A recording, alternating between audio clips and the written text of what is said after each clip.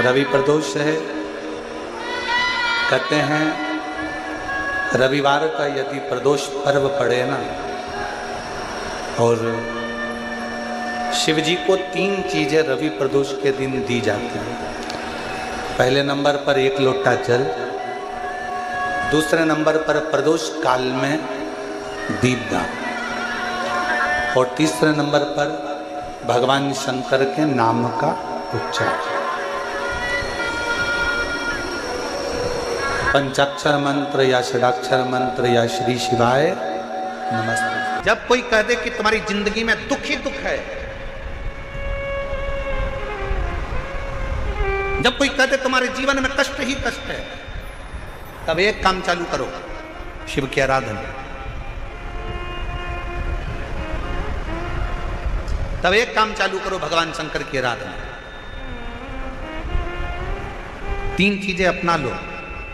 पहले नंबर पर शिव जी के मंदिर में 1 लोटा जल चढ़ाना।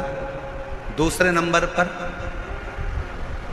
अगर प्रदोष के दिन मंदिर में दिया लगा सकते हो तो ठीक है, नहीं तो एक कनेर का फूल पीला वाला, देखा है आप लोगों ने? जम के बोलो जरा। पीले कलर का कनेर का फूल एक प्रदोष के दिन, प्रदोष काल के समय पर अगर दीप लगा सको तो ठीक है, नहीं तो एक कनेर का फूल पीले कलर का शिव जी के अशोक सुंदरी का स्पर्श। अशोक सुंदरी वाली जगह मालूम है ना आप लोगों? फिर से आप समझने का, ये शिवलिंग, जलाधारी, ये चरण, राइट में गणेश जी, लेफ्ट में कार्तिकेय जी, मध्य भाग में जो एक मोटी सी लाइन होती है वो अशोक सुंदरी का स्थान होता है। जहां पर शिवलिंग रखा हुआ है ये पार्वती जी का हस्त कमल। शिवलिंग के ऊपर जो कलश में से एक एक बूंद पानी गिरता है वो शंकर जी की 5 लड़कियां हैं, जया, विषहरा, शामली बारी, दौतली, देव। शिव जी के 6ठे नंबर की लड़की अशोक सुंदरी मध्य भाग में। जब एक कनेर का फूल प्रदोष के दिन, प्रदोष काल में अशोक सुंदरी वाली जगह पर स्पर्श कराकर शिव जी को समर्पित करना। 3 क्रम है, अगर बन सके तो करो। पहला 1 लोटा जल चढ़ाना। दूसरे नंबर पर अगर बहुत ज़्यादा तकलीफ की जिंदगी चल रही हो, बहुत कष्टमय जीवन चल रहा हो और सब ने कह दिया कि तुम्हारी किस्मत में तो धक्के ही लिखे हैं, केवल आप धक्के ही खाओगे, तो 1 कनेर का पुष्प प्रदोष के दिन, प्रदोष काल में अशोक सुंदरी का स्पर्श कराकर शिवलिंग पर चढ़ाओ। और बन सके प्रत्येक महीने शिवरात्रि आती है, जैसे कल शिवरात्रि है ऐसे हर महीने शिवरात्रि आती है। शिवरात्रि के दिन 1 अक्षत, मात्र 1 अक्षत, केवल 1 चावल का दाना, 1 दुर्वा के साथ शिव जी को समर्पित करना प्रारंभ करो। जिंदगी की कैसी भी तकलीफ होगी, मेरा शंकर भगवान उस तकलीफ को मिटाएगा।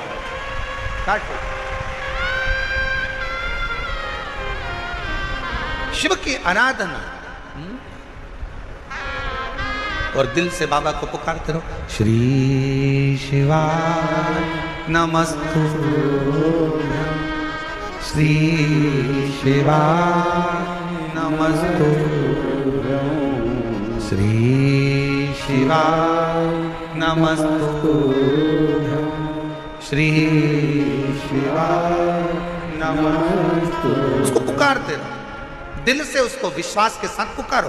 पार्वती जी के भाग्य में लिखा था कि इनको जो पति मिलेगा वो नग्न वेशधारी मिलेगा, जटाजूड़ वाला मिलेगा, भस्म रमाने वाला मिलेगा, पर उन्होंने, पार्वती जी ने शिव जी की आराधना करना प्रारंभ करी।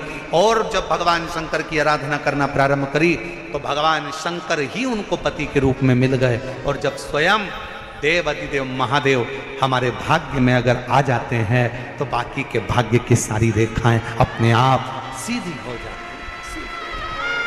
सब रेखा शिव को पुकारो।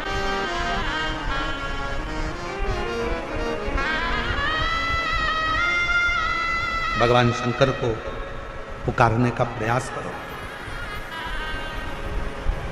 महाराज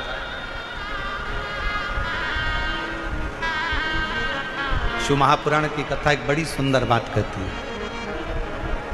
बहुत सुंदर।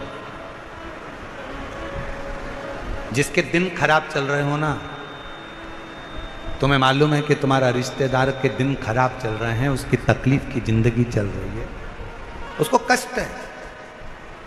हम जानते हैं कि दिल्ली वालों को इतना समय नहीं है, मुंबई वालों को इतना समय नहीं है, बड़े बड़े शहर वासियों को इतना समय नहीं है, पर शिव महापुराण की आज की बात को लेकर जाना। जिसके दिन खराब चल रहे हो, तुम्हारे रिश्तेदार, तुम्हारा कुटुंबी, मोहल्ले में किसी के दिन अगर बेकार चल रहे हो, बहुत कष्ट के दिन चल रहे हो, तो उससे कम से कम एक दिन में 2 बार जरूर मिला करो। क्यों? उसके दिन भले खराब चल रहे हैं, पर एक ना एक दिन मेरा बाबा उसका हाथ पकड़कर उसको उन्नति की सीढ़ी पर जरूर चढ़ा। अगर किसी के दिन खराब चल रहे हैं तो उससे 2 बार मिलो। अगर किसी का स्वास्थ्य खराब चल रहा है तो उससे 3 बार मिलो। चिंता मत करना, छोटी सी बीमारी है, ठीक हो जाओगे। चिंता मत करना, ऐसी बीमारियां तो आती रहती है, टेंशन मत लो। किडनी खराब हुई है, लीवर बेकार हुआ है, शुगर हो गई है, थायराइड हो गया, कैंसर हो गया, क्यों चिंता करते हो? 3 बार मिलो। किसी के दिन खराब चल रहे हैं तो 2 बार मिलो, किसी का स्वास्थ्य खराब है तो 3 बार मिलो। और घर में अगर बुजुर्ग माँ बाप हैं और उनके प्राण छूटने का समय है, तो शिव पुराण की कथा कहती है उनकी सेवा में 24 घंटे लग जाओ। 24 अपने बुजुर्ग माँ बाप की सेवा में, अपने बुजुर्ग माता पिता की सेवा में हर घड़ी लगे, हर पल लगे, हर घड़ी करो सेवा। जैसे प्रदोष के दिन, प्रदोष काल में जलाया गया दीप, प्रज्वलित करा गया दीप 5 स्थान पर फल देता है। कितने स्थान पर फल देता है? 5 स्थान पर। आप में से कितने लोग हैं जो प्रदोष के दिन दीप लगाने मंदिर जाते हैं या शंकर जी के मंदिर पहुंचते हैं? बहुत बहुत प्रणाम आपको, साधुता जानना चाहिए। अपना प्रदोष के दिन, प्रदोष काल में लगाया गया दीपक 5 स्थान पर फल देता है। पहला स्थान, अगर हमको या हमारे परिवार में किसी को काल सर्प दोष है, तो हमारा प्रदोष का लगाया गया दीपक कहीं पूजन मत कराओ, वो दीप जलाने से ही काल सर्प दोष समाप्त होता चले जाता है। दूसरा स्थान, पितृदोष। अगर किसी ने कह दिया कि तेरे घर में पितृदोष है, तेरे घर में, कई लोग बता देते हैं कि तुम्हारे घर में, कई माताएं पूछती हैं मेरे घर में बेटा नहीं, मेरे घर में 3 बेटी हो गई, 4 बेटी हो गई, 5 बेटी हो गई, बेटा नहीं है, बेटा नहीं, तो किसी ने कह दिया पितृदोष है। अब तुम शंकर जी की पूजन कर रहे हो, शंकर जी पे जल चढ़ा रहे हो, शिव की स्तुति कर रहे हो, तो किसी किसी की यहाँ 3 बेटियों के बाद, 4 बेटियों के बाद, एक माता ने तो लिखा है कि उसके यहाँ 2008 में उसके घर में लड़की ने जन्म लिया था, या 2008 में उसके घर में बच्चे ने जन्म लिया था, लड़की ने। उसके बाद फिर लड़की ने जन्म लिया, और उसके बाद उसके घर में कोई पुत्र का योग नहीं बना। तब उसने प्रदोष के समय पर शाम को दिया लगाना प्रारंभ करा, और 2008 में बच्ची जन्मी थी, और अब 2024 में उसके घर में लड़के ने जन्म लिया। 2024 में उसके घर में पुत्र ने जन्म लिया, वो बेटी होगी यहाँ पर कहीं ना कहीं। जिसके घर में बेटे, पहले की लड़की हुई, फिर 2 जुड़वा लड़की हुई, जुड़वा लड़की में से एक लड़की शांत हो गई, फिर आखिरी में बच्ची के कारण बस संतान प्राप्ति का योग नहीं बना। आखिरी में उसने फिर पुनः भगवान शंकर के प्रदोष काल में दीप जलाना प्रारंभ कर। कहीं बैठी हो तो हाथ हिला सकती हैं, अगर कहीं बैठी हो। कितना कितना विचित्र कर्म है, जरा विचार करिएगा कि प्रदोष काल का लगाया गया दीपक, प्रदोष काल, प्रदोष के दिन, प्रदोष काल का जो दीपदान होता है वो सरल नहीं होता, वो सहज नहीं होता। 5 स्थान की पूर्ति करता है। पहला, जम के बोलो, पहला स्थान किस चीज के लिए? काल सर्पदोष के लिए। दूसरा, पितृदोष।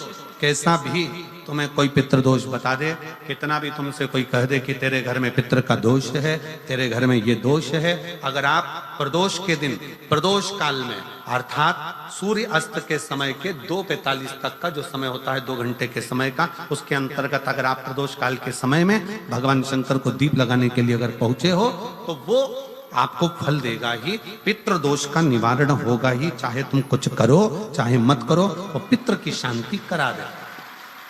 दूसरे नंबर पर है पितृदोष, तीसरे नंबर पर है वास्तु दोष। हमारे घर का, अब एक बहुत सावधानी से श्रवण करने वाला विषय है।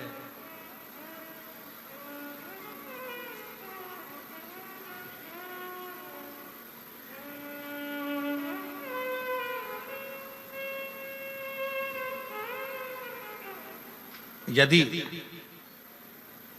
वंश की वृद्धि नहीं है,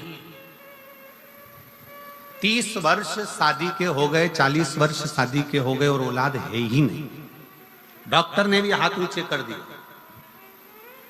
टेस्ट पे भी करवाया, IVF करवाया, सब कुछ तुमने करवा लिया, तो भी औलाद नहीं है, तब आखिरी में एक काम चालू करो, प्रदोष का दिन दोनों पति पत्नी व्रत चालू कर दो प्रदोष का, और प्रदोष काल में शाम के समय जाकर एक ही दिए में 2 लंबी बाती जानते हो ना, रुई की लंबी कपास की बाती 2, और दोनों बाती एक ही दिए में रखकर पति पत्नी दोनों उसको प्रज्वलित करना प्रारंभ करें, बाबा संतान देकर ही रहेगा, औलाद आएगी ही। दीप की जो बाती में अंतर आ जाता है, एक गोल बाती में और लंबी बाती में अंतर आता है, बहुत अंतर आता है। पितरों के लिए गोल बाती का प्रयोग बहुत कम होता है महाराज, देवी जी के लिए, माता रानी के लिए, जगत जननी के लिए गोल बाती का प्रयोग बहुत कम होता है महाराज, ध्यान रखिएगा। एक पितृ के लिए, एक जगत जननी जगदम्बा दुर्गा भवानी के लिए गोल बाती का प्रयोग कम होता है, लंबी बाती का प्रयोग ज्यादा होता है। क्यों? क्योंकि हमारे घर की कुल देवी और हमारे घर के पितर हमारे वंश की वृद्धि करें, इसलिए लंबी बाती रखी जाती है, जिससे हमारा वंश बहुत लंबा चले, बहुत उन्नति की ओर बढ़े, इसलिए लंबी बाती का प्रयोग किया। शिव महापुराण की कथा कहती है 5 जगह पर हमारा जलाया गया एक दीप जो प्रदोष के दिन प्रदोष काल में लगाया जाता है, 5 जगह पर भारी पड़ता है। पहले नंबर पर जम के बोलते जाओ, काल सर्प दोष, दूसरे नंबर पर पितृदोष, तीसरे नंबर पर घर का वास्तु दोष। हमारे घर में कितना भी वास्तु दोष है, कोई ने कह दिया यहाँ बाथरूम नहीं बनना थी, यहाँ पर शौचालय नहीं बनना था, यहाँ सीढ़ी नहीं बनना थी, वो सीढ़ी वहां बनना थी, ये सीढ़ी वहां बनना थी, तुम पूरा घर तुड़वा के देख लो, उसके बाद में जैसा वास्तु वाले हैं वैसा करा कर देख लो, उसके बाद भी तुमको शांति नहीं मिले तो समझ लेना कि तुम्हारे घर में अब वास्तु दोष तो तुमने दिखाकर समाप्त कर लिया, फिर भी वो समाप्त नहीं हो रहा, तो प्रदोष काल का लगाया गया प्रदोष के समय का दिया आखिरी में वास्तु दोष को भी समाप्त कर देता है और उसमें भी फल प्रदान करता है। काल सर्प दोष, पितृदोष, वास्तु दोष।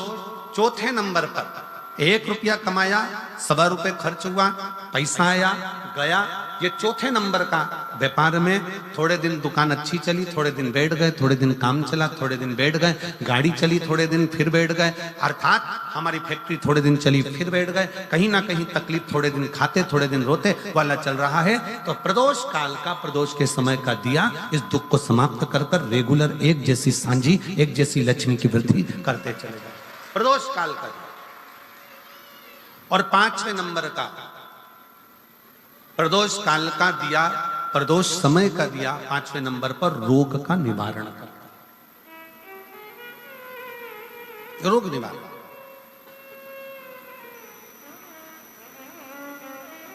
ये 5 स्थान जो बताए गए हैं प्रदोष काल के दिन, प्रदोष के दिन दीप प्रज्वलन के। नया काम का चालू कर रहे हो आप, कोई व्यापार के लिए जा रहे हो, नौकरी नहीं लग रही हो, सर्विस नहीं लग रही हो आपकी, आपने बहुत एग्जाम दे ली, बहुत परीक्षा के लिए आपने तैयारी कर ली है, बहुत प्रयास कर लिया, बहुत प्रयास, अथक प्रयास आपने कर लिया,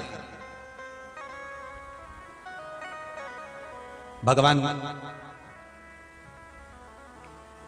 प्रदोष का अगर दिन हो और